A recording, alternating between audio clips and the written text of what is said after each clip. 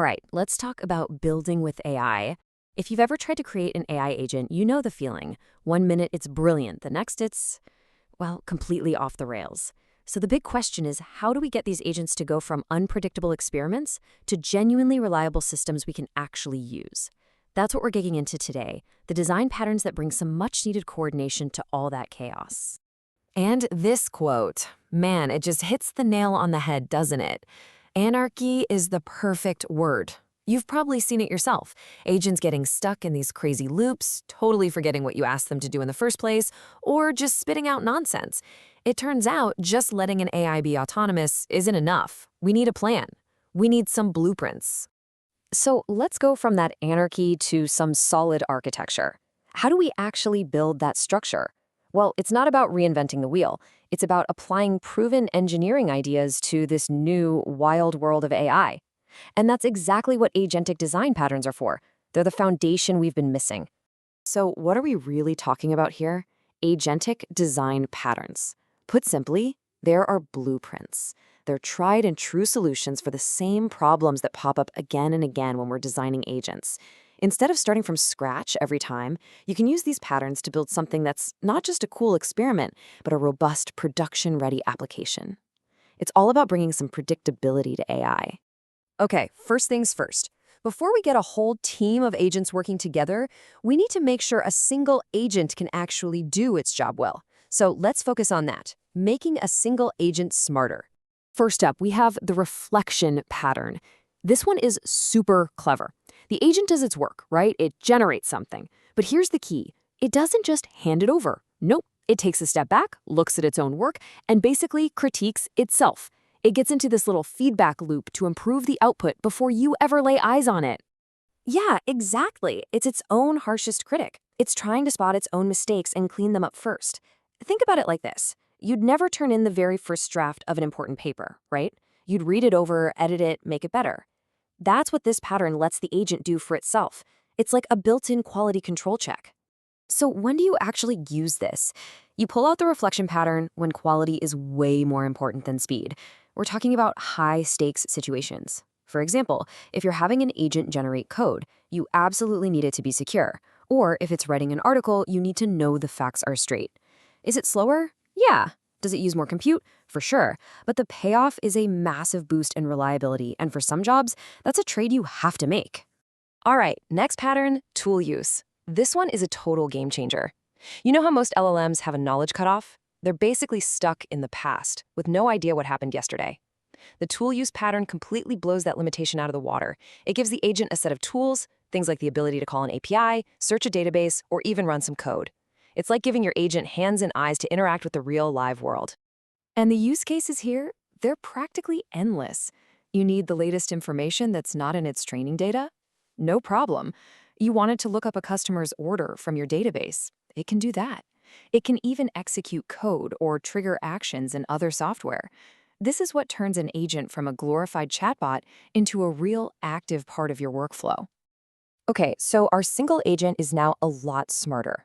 Awesome, but some jobs are just too big for one agent. So what now? Well, now we start coordinating multiple agents. We have to think like a manager. And I love this analogy because it's just perfect.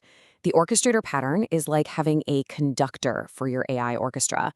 You have one main agent, sometimes called a supervisor, that doesn't play any of the instruments itself. Its entire job is to lead the others and make sure they all play in harmony. So here's the play-by-play. You give the system a big, complicated request. The supervisor agent acts like a project manager. It looks at the request, breaks it down into smaller pieces, and then, and this is the important part, it hands off each piece to a specialist agent that's an expert at that one thing.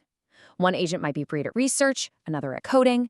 Once all the specialists report back, the supervisor pulls all their work together into one final, coherent answer. It's fantastic for creating a clear chain of command and a predictable workflow. All right, this next part is absolutely critical. We're talking about building for safety and reliability. Because once you move from a fun demo to a real-world product, oops, it broke, just doesn't cut it. We have to engineer these systems to be trustworthy from the ground up. Look, the real world is messy. As any developer will tell you, things break. On the left here, you see a nice, clean API call. Everything is working perfectly. But then, on the right, some tiny thing changes. Maybe the API was updated, maybe the network hiccuped, and bam, failure. Without a plan, that one little error can bring your entire agent system crashing down. And that's where the exception handling pattern comes in. This is so much more than just a try-catch block. It's about building a real recovery plan into the agent. So instead of just giving up and crashing, the agent can recognize what went wrong. It can say, okay, that API failed. Let me try the backup one. Or, network error. I'll just wait a second and retry. It basically lets the system self-heal from those little hiccups, which makes it way more robust. Now, some problems can't be solved with a retry. Some decisions are just too important to leave entirely to a machine. That's why we have the human-in-the-loop pattern. This isn't about a lack of trust in AI. It's about smart design. You let the agent do all the grunt work, all the heavy lifting, but you build in these specific checkpoints where it has to stop and get a go-ahead from a person. You're gonna use this pattern anytime accountability is non-negotiable. Think about finance or legal or medical applications. You absolutely need a human name attached to big decisions. So, for example, an agent could draft a whole complex system design document, saving an engineer hours of work. But that engineer still has to be the one to review and approve it before a single line of code gets written. It's the perfect blend of machine speed and human expertise. Okay, I know this diagram looks like a lot at first glance, but it's actually an amazing roadmap. It connects all the dots for us. It shows how different types of problems connect to specific patterns they can solve them. For example, look over at the execution and interaction track. If your problem is there, this map leads you straight to the tool use pattern we talked about. Or if you're struggling with something like data consistency, it points you toward a solution like an integrator pattern. It turns what feels like guesswork into a systematic process. So, we've looked at a bunch of different blueprints, but how do you pick the right one for your project? Let's break it down into a really simple framework. Honestly, it just boils down to asking yourself 3 simple questions. First, is your workflow predictable? If you're just automating a step-by-step process, simple patterns work great. But if your agent needs to adapt and react, like a research assistant, then you need a more dynamic pattern, like an orchestrator. Second, what's more important, speed or quality? If quality is king, you absolutely need to add a reflection or a human-in-the-loop step. And third, is this task just too much for one agent to handle? If the answer is yes, then it's time to build a multi-agent team. It's that straightforward. Look, these patterns are more than just clever tricks. They are the architectural foundation we need to stop building fragile toys and start engineering truly reliable AI systems. We now have a shared language, a set of blueprints to build things that are trustworthy. So the question really isn't if we can build reliable AI anymore. The question is, now that you have the blueprints, what are you going to build? Thanks for watching.